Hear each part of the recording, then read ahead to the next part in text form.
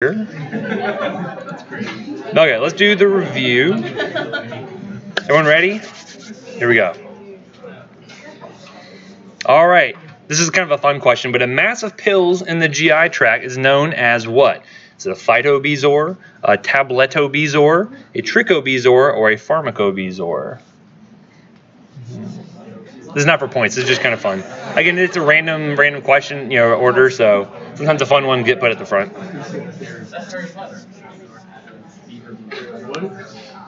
Interesting. A lot of people actually got it right. Yeah. So anyone know what a phytobezoar is? Phytobezoar is actually plant matter. So if you were eat a bunch of greens or something like that, and they kind of formed like a big mass, that'd be a phytobezoar. Anyone know what a trichobezoar is? It's a hairball, yeah. So if you were to eat a bunch of hair, some people have kind of nervous tics, so they eat hair, and so they can get a big hairball in there. Tabletobezoar is just something I made up, and then pharmacobezoar, those are massive pills, which you can see sometimes, right? Yes. I mean, bezoar is just kind of a mass, so there's probably some. What's the Harry Potter connection? I'm rusty. If you eat a bezoar to cure poison? No, this can poison you. You actually can. So, for instance, like aspirin, if you take a ton of it all at the same time, it kind of forms this big ball of aspirin, and it's actually really bad because it'll slowly break little chunks off, and then you keep absorbing it days after you would normally be, hopefully absorbed it all and got rid of it, but it just kind of stays there. So, a little chilly? Yeah. Okay. Yeah, so unfortunately, no, I wish bezoars could fix all poisons, but that is not the case. All right, so no points for anyone yet. Which of the following medications can prolong the QTC interval? We have sulfamethoxazole trimethoprim, we have clindamycin, ampicillin, or clarithromycin.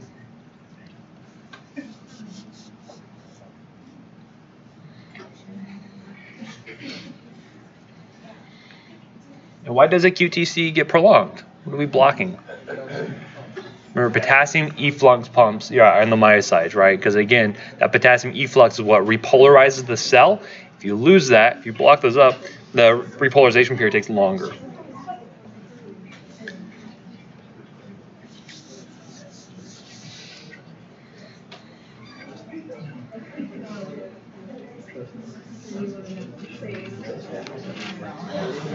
All right, so remember that the macrolides are one of the big antibiotic classes that can prolong the QTC, right?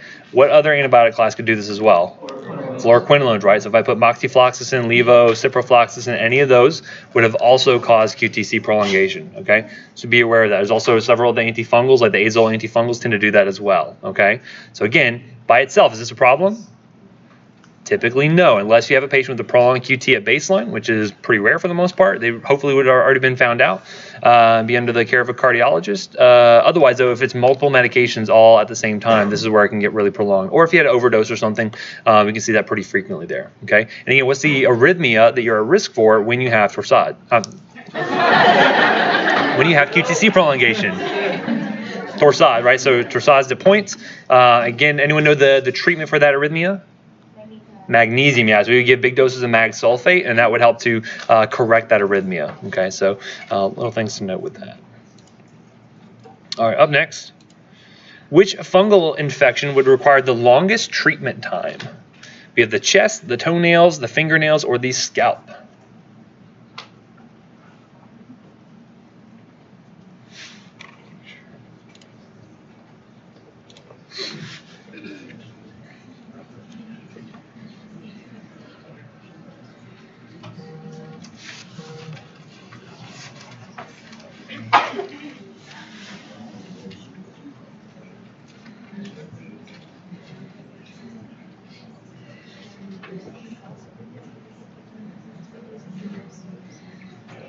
It's actually the toenails, right? So why does that, do you think? Further away from the body. Where are your feet normally?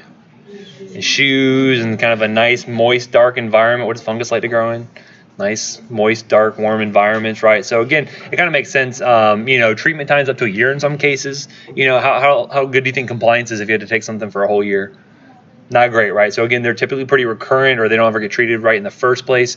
So be careful of that, especially like anyone with like any kind of like immunosuppression or immunocompromisation, like especially like long-term diabetics who they have high sugars chronically. They get those neuropathies in their feet anyway. Those are the ones that are really difficult to treat. And again, compliance is always a problem with these, right?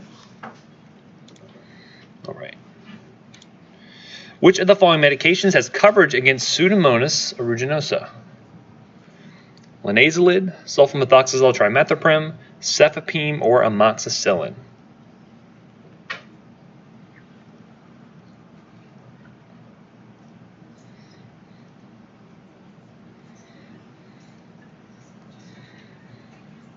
Now, if I was writing a test question that was had a better character count, right? So I'm not limited on your guys' test. But if I was writing this, I would say something like, such and such year-old patient comes in, they're diagnosed with a pneumonia, they're coming from a nursing home, and you're concerned about Pseudomonas aeruginosa. Which one of the following medications would be best to cover for that? Okay, so I might add a little bit more of a vignette to it, but ultimately the question is going to be the same, right? I could have put MRSA here. I could have put, atypical bugs like, Mycoplasma pneumonia. I could have put anything here. But again, the question of coverage is what we're ultimately asking here.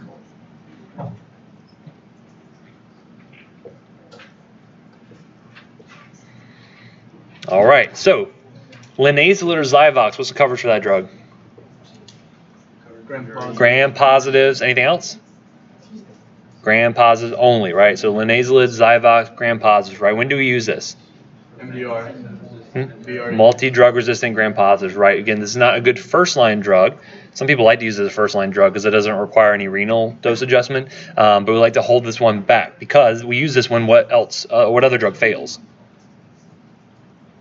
Vancomycin resistant. So if you have a bug that is resistant to vancomycin, think about VRSA, so vancomycin resistant Staph aureus.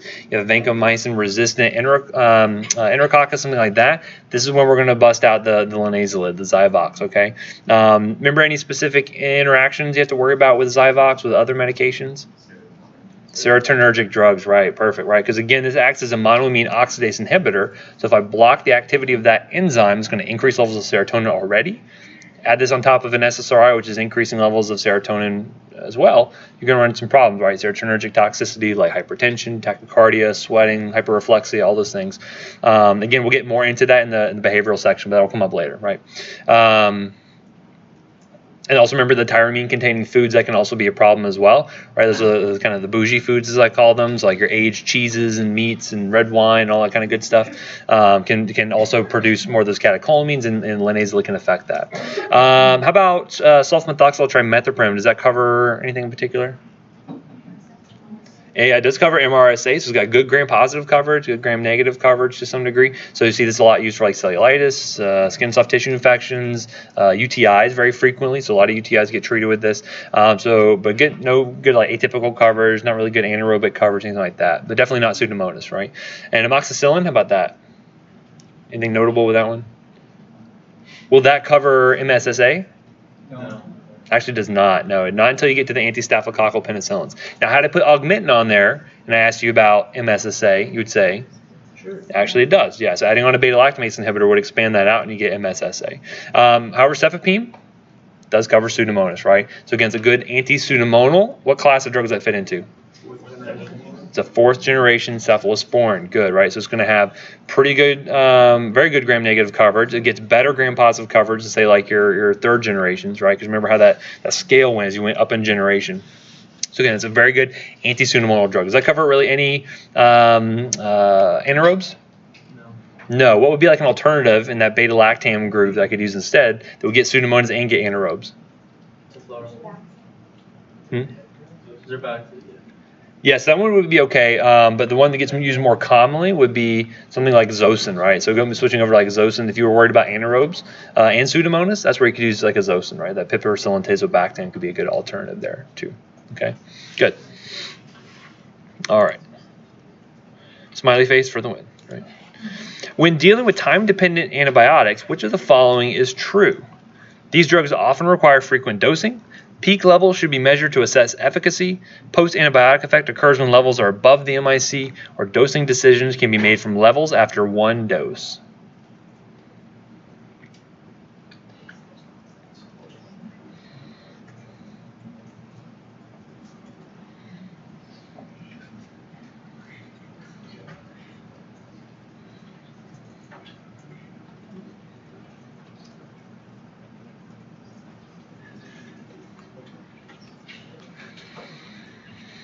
Yes, ma'am. Can I ask a question about the Yes. For the 1 to QT interval, isn't Bactrim also prolonged?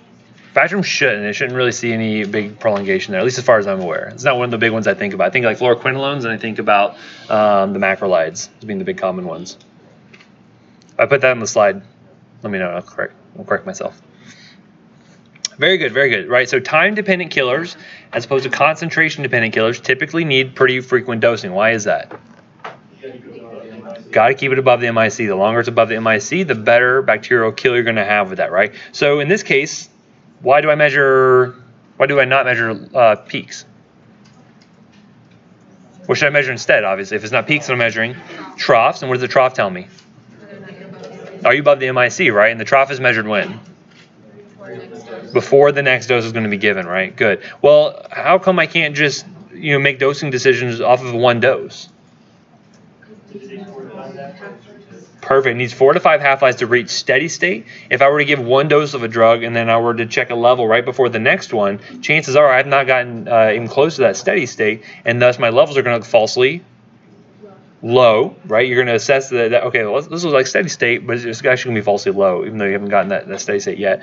Because of that, you would increase your dose, and that could lead to toxicity, right? You don't want to do that. Okay, I see that way too frequently, where people will be dosing vancomycin. They'll get a level before, say, the second or third dose, right? As opposed to waiting until like maybe third or fourth, and they'll go ahead and maybe get it after that first dose, and they'll say, okay, well, the level's too low. We're going to have to increase this, and then by the time they actually get to a real steady state, they're way too high, right? They're usually shooting for like 15 to 20. They're up in like the 30s occasionally, right?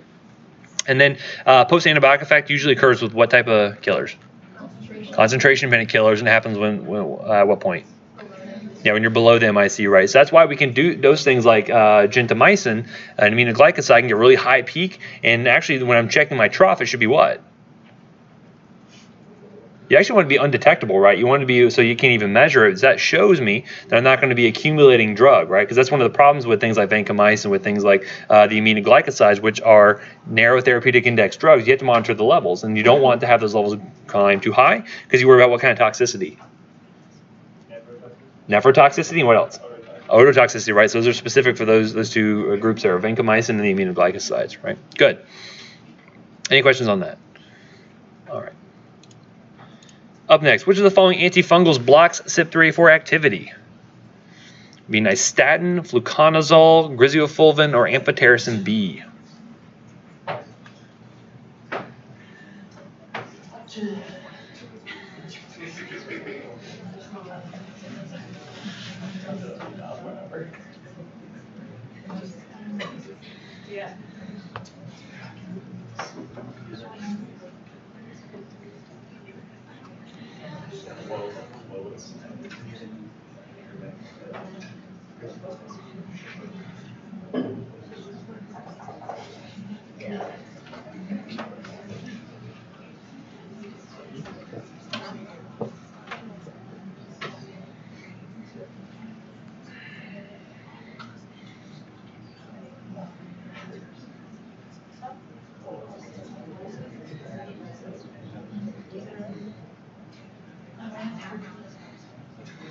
Down to the wire. All right, interesting. Okay, so remember, key point here, azole antifungals. How do they kill those fungal cells? Yeah, the azoles. They inhibit the CYP enzyme of the fungal cells, and that prevents them from producing that cell wall, remember? So again, by disrupting that, by inhibiting CYP3A4 for the fungus, you're going to have that disruption there, and that's how that kills off the cells. Similarly, how does that affect us? It blocks CYP3A4, which means we're going to have a lot of drug interactions associated with that, right? So you see that a lot with things like ketoconazole, itraconazole. Remember, the azole at the end of the name kind of clues you in right there. It's an azole antifungal. So be careful with those because you can run into those drug interactions, right? What's the nice thing about nystatin? It's similar to amphotericin B. So it works similar to amphotericin B. What's kind of the nice thing about its use? So remember we talked about the kinetics of it? Not absorbed, absolutely. So it's good for like topical things. So if we have like powders and ointments and things like that, it's also good for things like oral candidiasis, right? So if you have thrush, it's really good for that because you can have the patient swish and swallow or swish and spit it out, and it's going to be able to coat that. It doesn't get absorbed systemically, so you don't really see a lot of the side effects. So you said it works similar to amphotericin B. What's the thing with amphotericin B? What's so bad about that drug? Side effects are huge, right? Especially the renal side effects, causing a lot of things like electrolyte wasting. You see a lot of electrolyte disturbances. If we don't have to absorb that, it's going to be better for our patients overall, right? And then griseofulvin, again, it's used pretty commonly for a lot of outpatient conditions, a lot of onychomycosis and things like that. Again, remember that's going to be disrupting those microtubules, right? That's how that mechanism is going to go. Okay. All right. Little bill and medium bill. Is there a big bill? No. I feel like I'm missing out on a joke. Which medication would provide gram-positive and anaerobic coverage for a dog bite? Clindamycin, tobramycin, vancomycin, or ampicillin sulbactam? Think here.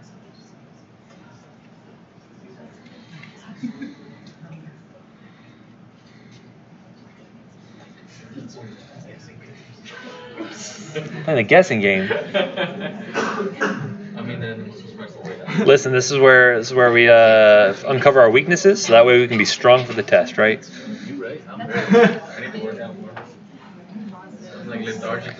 Just go home, like lift the Goodman and Gilman's, like do a couple reps of that, and you should be good to go.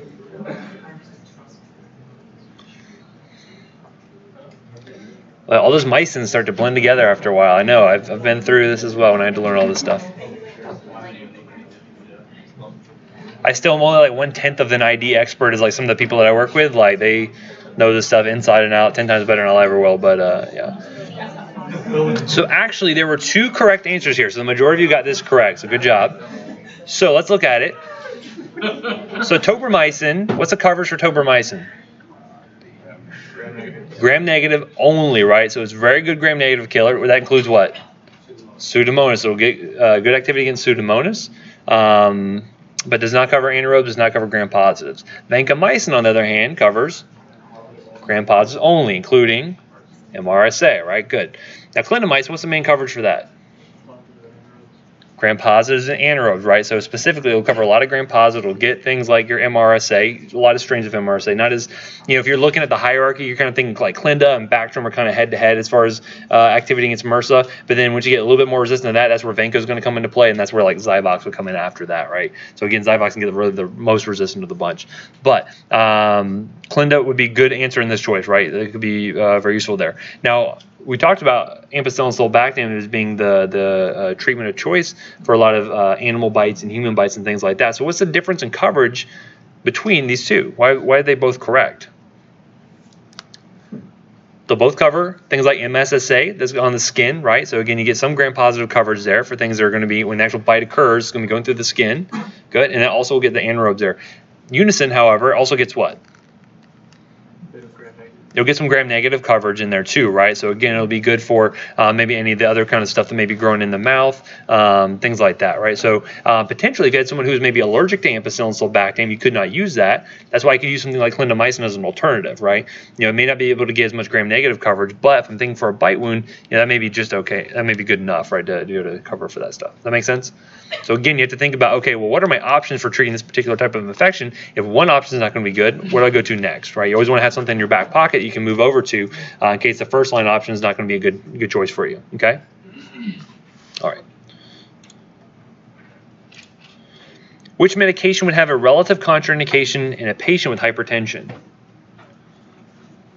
would be pseudoephedrine, oxymetazoline, diphenhydramine, or acetaminophen.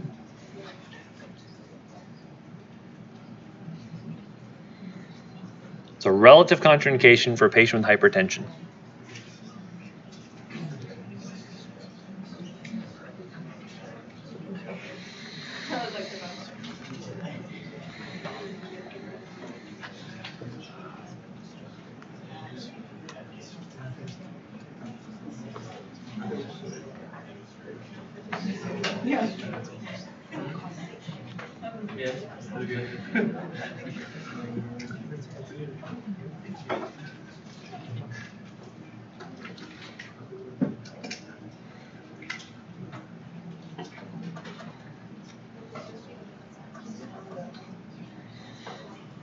Very good.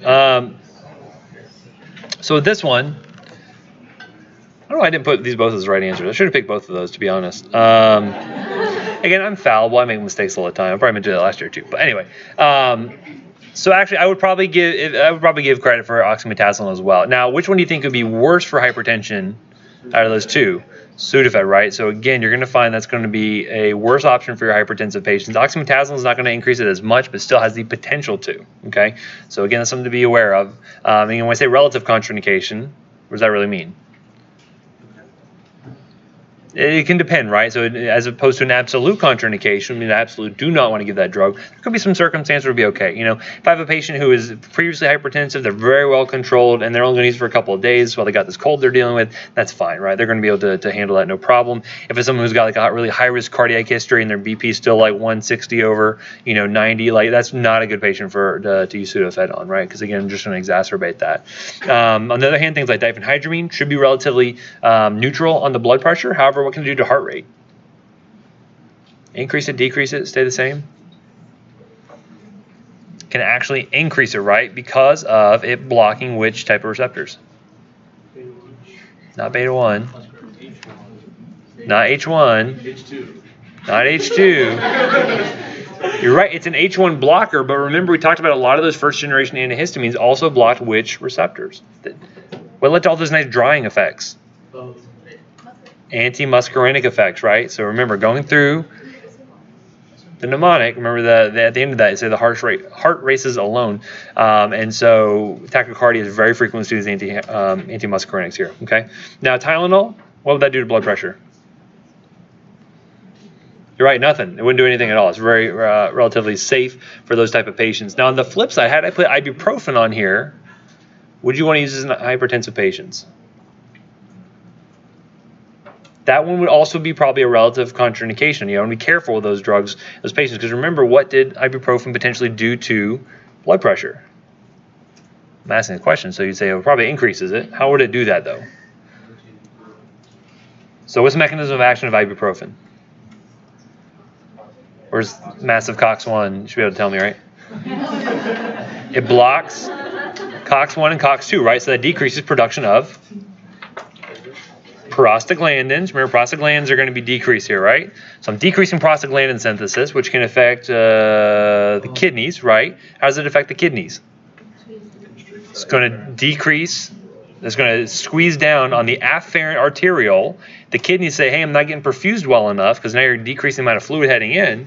So it's going to increase release of renin, and that will then eventually lead to increases in levels of angiotensin 1 and then eventually angiotensin 2. And angiotensin 2 does what to blood pressure?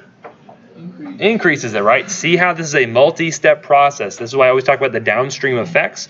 I talked about changing one little thing here can ultimately lead to big changes downstream, okay? So these are things you want to be considerate of. Now, again, if it's a healthy patient, no hypertension, ibuprofen is probably not going to affect them, right? However, those patients who have a lot of kidney disease, which again, we know that hypertension can lead to kidney disease, those are ones you want to be careful with, okay? So kind of keep all these things in mind. All right. Alcohol avoidance should occur with patients taking which antibiotic? Acyclovir, linezolid, metronidazole, or cefazolin? Cefazolin, doesn't really matter how you say it. What do we think?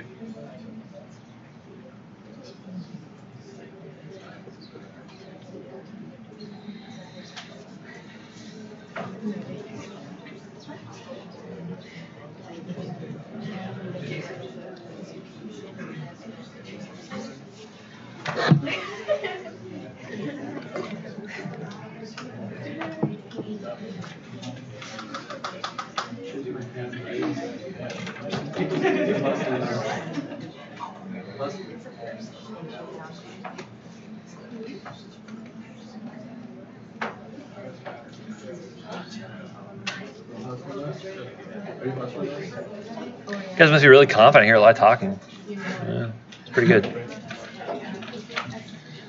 was like, boom, I got this flagell, obviously. What do you call that reaction?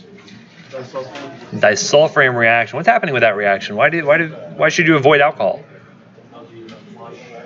You get flushing due to buildup of what? Acid aldehyde. Yeah. looks like acetaldehyde, but it's acetaldehyde. Because remember, it doesn't block the breakdown of alcohol, but again, it's a two-step process. When you break down alcohol or ethanol into acetaldehyde, that's what causes all that flushing and whatnot, right? So again, if I were to have a drug that were to block that, like disulfiram, or in this case metronidazole, you get buildup of that product, and that's why you get really sick and you get flushed and hot and all that kind of stuff, right? So again, that's what you're careful with flagyl. Why is acyclovir wrong? It's antiviral, right? It doesn't have the reaction, and plus it's antiviral, not an antibiotic. Linazolid, you'd have to be careful of, right? Because again, we said alcohol, which includes those red wines that contain tyramine, right? So in that case, you want to be careful. That's trying to be a little tricky there, but that's when you have to be careful with that one. And Ansef, no reactions whatsoever, right? So you wouldn't have to worry about that one. Okay. Who's got 2 thumbs and is totally going to rock this farm exam?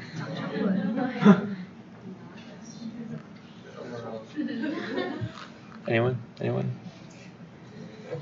Just put all the answers in already.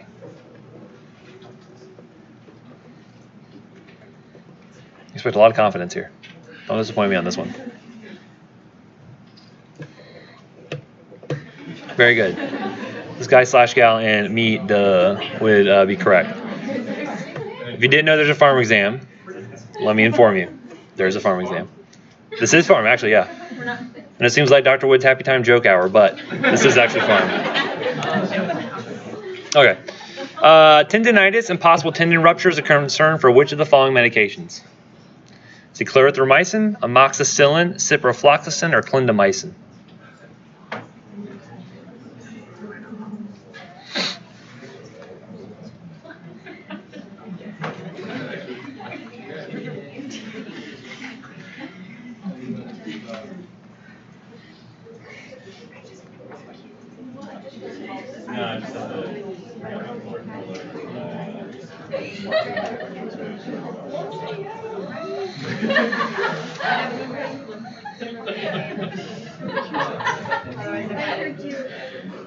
So much laughter going on here.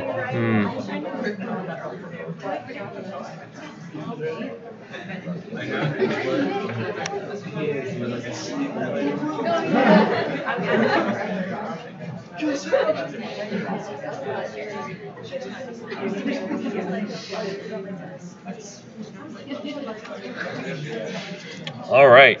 Yes, so fluoroquinolones are the ones you have to be careful of as far as causing a tendinitis, tendon rupture, right? So again, it's one thing to watch out for. That means who would we be more careful about using it in? Children would be the primary thing, right? So again, that's been more associated with children. Certainly, if you already have injury there, right? So again, if that was something you were already experiencing tendinitis, this could potentially worsen that. So be careful with that. But typically, children, we avoid it. We don't have to. It's not an absolute contraindication. We still use it in kids occasionally if there is a specific indication for it. Other than that, just be aware of those things like, like for instance, like who can you not give doxycycline to? Pregnant women, second, third trimester specifically. Kids less than 8. How about aspirin? Who do you not give that to? Kids less than 16. Rett syndrome can show up pretty late, right? Rocephin you can't give to who?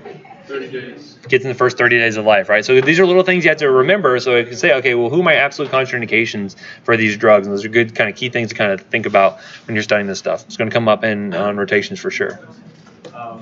What's the research behind the tendon ruptures? How it has to be frequent enough for them to... It's frequent enough to where you would put things like a black box warning on it, right? So again, when you look at things like black box warnings on drugs, right, what are those usually referring to? Like pretty significant side effects. Either someone's going to like disable somebody or kill them, right? Again, it tries to tell you like who should not use these medications. So for instance, like with the SSRIs or other antidepressant drugs, one of the big black box warnings is increased suicidality. That seems pretty counterintuitive, right? If you're trying to give an antidepressant and kill yourself. But with these things, it is either serious enough to where even if it happens in a small percentage of patients, you at least want to warn providers about it. Or if it's common enough, where there's a particular group of people who should not get the medication due to one of those things, then that needs to be noted. So again, I don't know the numbers off the top of my head how often it occurs. It is pretty rare, I will tell you. However, it's one of those things where if you had someone who is at risk for it, and you said, here, I'm going to give you a prescription for levofloxacin, you come back there, man, my ankle's just like killing me. It feels like I just ran a marathon. I've been sitting on the couch all week. And you said, oh, it's okay, don't worry about it. And then they rip their tendon, that's going to be on you, right? So that's one of the things like, well, you knew this caused tendonitis. It's a black box warning. Like, how would you not be able to pick this up? Those are the things we're trying to clue you in on here, right? So even though it's pretty rare, it can still happen to you, right? My dad gets that. Oh, really? Does he get with fluoroquinolones? He had LASIX and gets the Cipro drops. Mhm. You can feel his Achilles getting really tight. Really? He's had it before, and he told his doctor, and he's like, I shouldn't get that anymore. Yeah, probably shouldn't get that anymore. Yeah, but That's rare, no way. yeah, which is crazy because you think like local acting drops, you wouldn't get a lot of systemic absorption, but we'll learn it when we get to ophtho that can occur there. So very interesting. See, sometimes the most low probability things occur. They occur all the time. Just it might not be you. It might be someone else. Yes, sir. So is that reactive arthritis then, or something like that? I don't know. I've read several competing mechanisms for why that occurs. Some people think it has to do with alterations like metalloproteases and all kinds of weird things. The biochemicals of it are sufficiently mysterious that we don't really have a good unified theory on why it occurs, but we just know it's a risk, All right. Okay, a patient with penicillin allergy would be contraindicated from receiving which medication? If you're really not sure if you're one of those last two people, just hit something because I'm not trying to speed you up, but I want to make sure you finish on time. Which drug would you not want to give to a patient with a true blue penicillin allergy? And again, I'm limited on character count here, so remember like on the physio test when I would kind of add in a little bit more of a vignette to the question, there are going to be a lot more questions like that on here. But again, ultimately, you're trying to figure out what is the question this person is asking me. Drill down to that, and then go back and read the question to be able to determine a little bit more specifically what is important details, what's not important details here. Okay.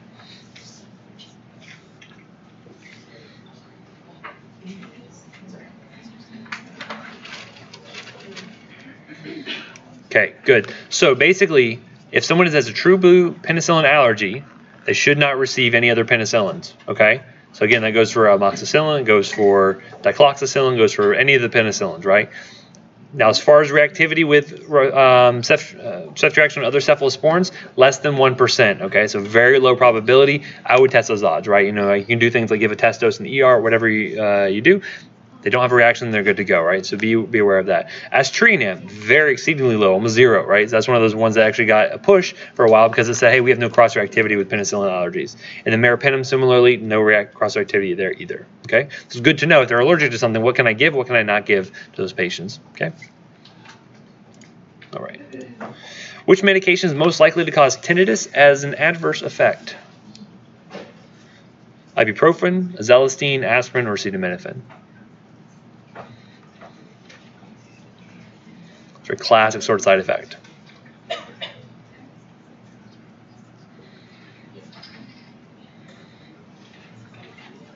Again, I don't care if you say tinnitus, but I talked to the audiologist and he said tinnitus. So I say, okay, I'm going to say tinnitus from now on.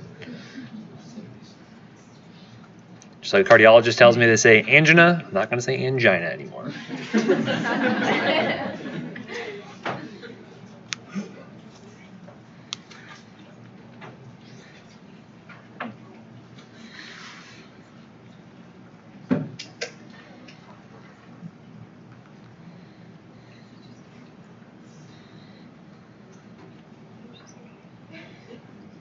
All right, yes, aspirin very commonly can cause tinnitus in patients, especially it doesn't have to be a super therapeutic dose. It could be just normal dosing, and they just get that.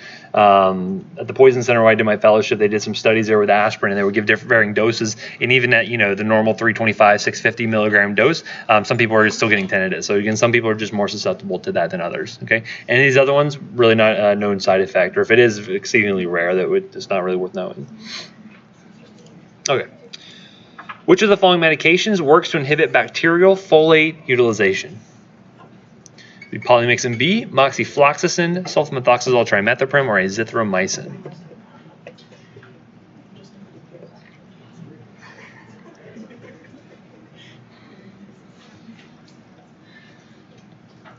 And if you can't use folate, what can't happen? Can't produce certain. Yeah, you can't do certain nucleotides like thymidines. If you can't form that, then guess what? You can't form new DNA, right?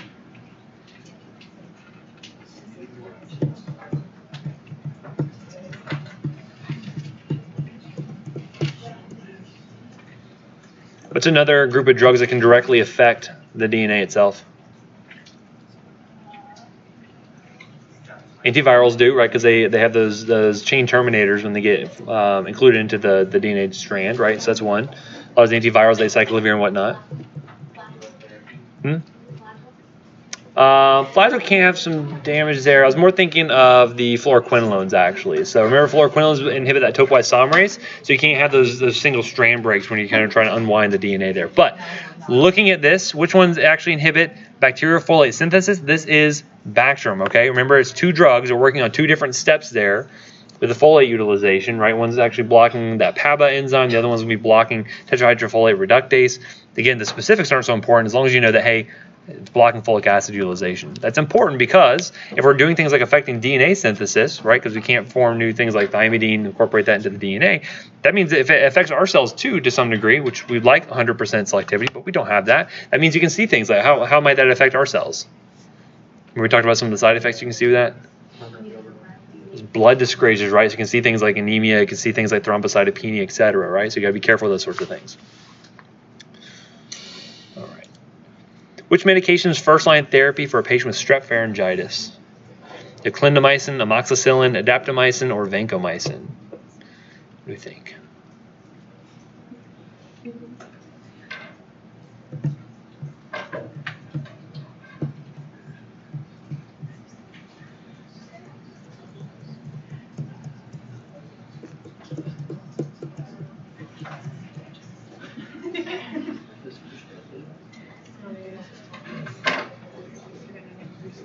I was like, what is he doing? But it's like Crazy all day. self-harm is not, you can't do that here. I really don't want to take this test. So. Yeah.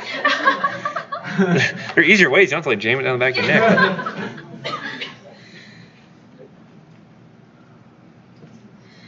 All right. Yeah. So amoxicillin is actually first-line therapy for strep pharyngitis. Why do I give antibiotics for strep pharyngitis? It's the suppurative complications thereof, right? So again, things like rheumatic fever we're trying to prevent from occurring, okay? Now, if amoxicillin was, say, contraindicated, say a patient had a true penicillin allergy, what could I give instead? You usually see that more with like things like, like urtitis medias, right? Your sinusitis, right? Because that's where you think is strep pneumo, acute otitis, H. flu, Moraxia catarrhalis. Here with strep pharyngitis, what's the causative organism? It's usually group B strep, right? So again, I'm thinking about strep coverage. Azithromycin, you see a lot of strep resistance you're going to find with that, with things like azithromycin. So as a backup, you could use a really good gram-positive cover. It's going to be clindamycin can be utilized there, right? So clindamycin is a good backup agent that couldn't receive amoxicillin, right? Okay. Which of the following has coverage against MRSA? Gentamicin, polymyxin B, cephalexin, or clindamycin? Those are people who come in like to the ER with a big giant abscess and they say, "Oh, it was a brown recluse that got me." You know how many brown recluses live in Florida? Almost zero. They actually don't grow here normally. They usually don't live here. You get hitchhikers occasionally. What actually happens is I call the MRSA spider. So these little spiders with MRSA just dripping off their fangs, they come to bite people in the butt and they give them an abscess. There are no spiders. Huh?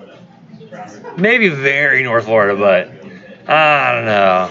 I've seen the maps. There's hitchhikers, but maybe the Georgia people get it more, but we get very few here, to be honest. Unless you see the spider, I don't believe it, right? Yeah, it seems. Well, I mean, unless they see the spider bite them, I don't believe it's that infection. Anywho, okay. So remember, what are some other drugs that cover MRSA? Vanco. Zyvox. Daptomycin will cover it. Yes, Bactrim's another big one that's going to cover it, right? Clindamycin, like these are good MRSA covering drugs here. So keep those in mind, right? Because when you're suspecting MRSA, you want to make sure you can cover it appropriately, okay? Good. Polymyxin B, what kind of coverage does that have? Gram-negative. Only gram-negative. Similarly, gentamicin, aminoglycosides, only gram-negative. Keflex, we know it's going to be pretty good gram-positive coverage, but it'll still get MSSA, but no MRSA, unfortunately, right? Because again, cephalexin's what generation? The first generation cephalosporin, right? It's a good oral option for first generation. Okay. What's the name of this character? The Samus, Princess Peach, Jigglypuff, or Zelda? Zelda. I think.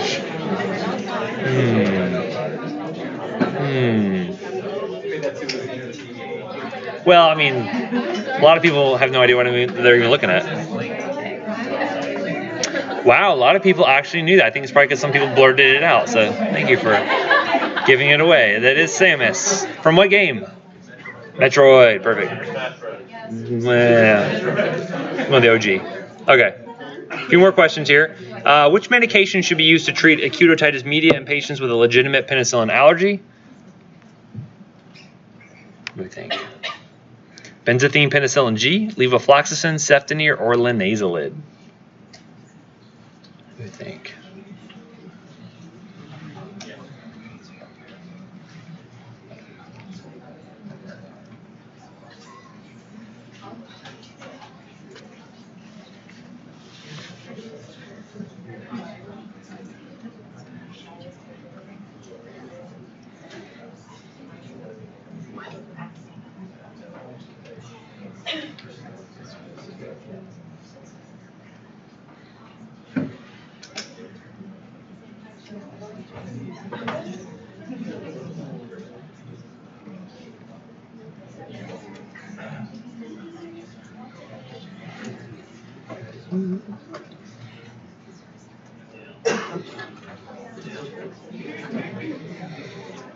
All right, so benzathine penicillin G, can they receive that?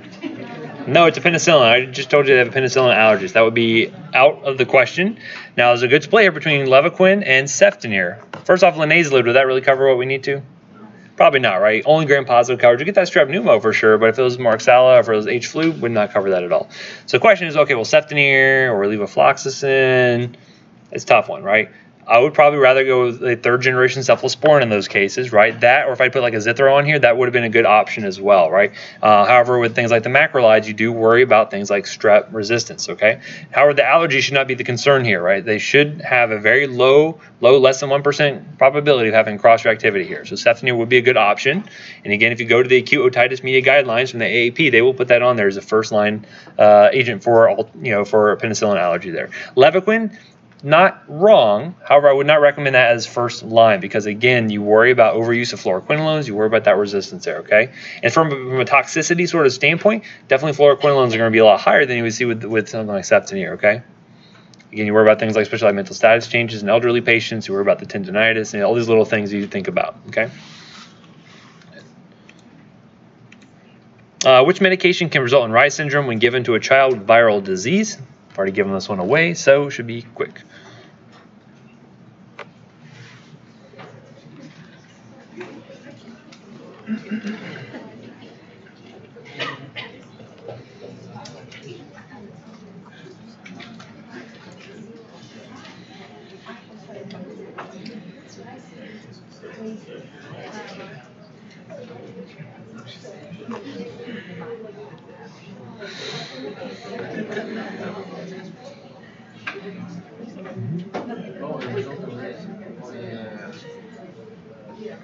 Yes, aspirin is correct there. Now, does that mean you cannot give aspirin to any pediatric patient?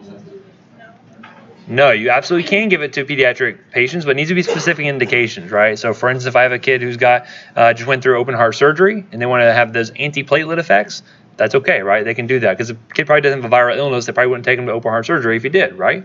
Other thing, Kawasaki's disease, when you get to that, it's a rheumatic condition where aspirin is going to be one of the main go-to treatments there. You use pretty high-dose aspirin for those kiddos. Again, you know they haven't had a viral illness recently or has not been a concern. That's okay to use aspirin for those kids, okay? It's really just in this context of a viral illness around the same times when they're getting the aspirin that's the problem, okay? All right. Which medication is most likely to cause sedation as a side effect? Loratadine, cetirizine, chlorpheniramine, or fexofenadine? What kind of drugs are these? H1. Antihistamine, H1 blockers, right? Which one's going to get over the counter? Yeah, all these you can actually get over the counter, right? Good.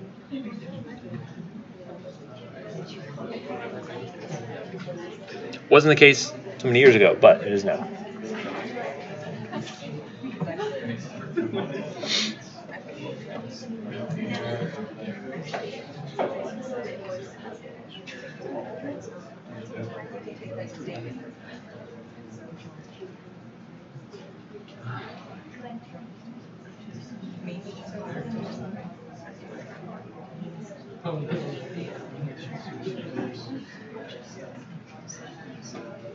Always down to the wire. Yes, chlorpheniramine is most likely to cause sedation in your patients. Why is that? It's a first-generation antihistamine. It crosses the blood-brain barrier. That's where it's going to have all those central effects. Loratadine, cetirizine, and fexofenadine are all second-generation agents. They will not cross because actually, if you look at the chemical structure of them, it's kind of cool. They have a permanent positive charge on them. They have this quaternary amine, basically, where that positive charge, again, what happens to positive charges when it tries to cross biologic membranes?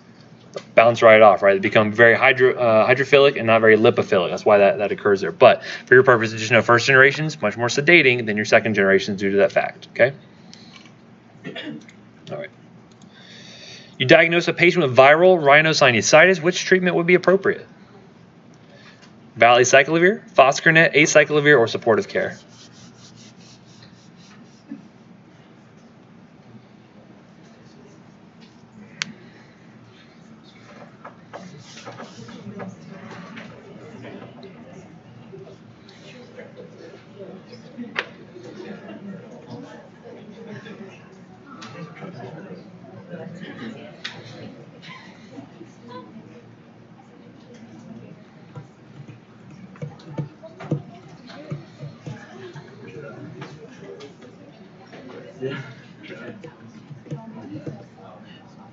Yep, supportive care, honestly, right? Because again, what type of viruses do these other three treat?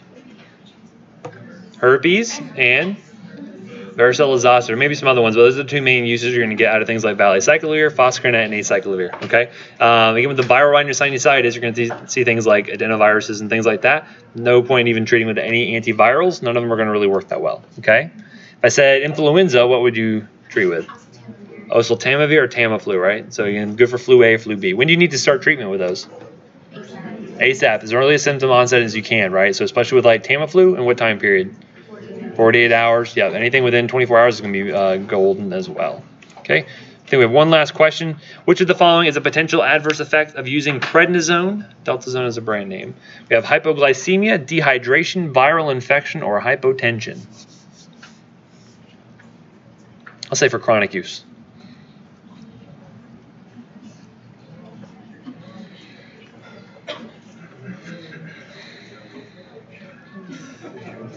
When do I need to taper my dose of steroids? Over a week. Yeah, if it's longer than a week, then I'll go ahead and taper at that point. If it's anything less, then just cut them off. Maybe not like Stefan's dog. That would,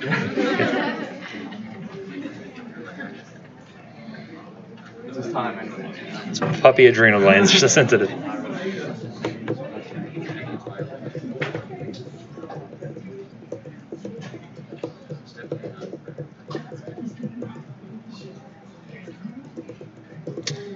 All right.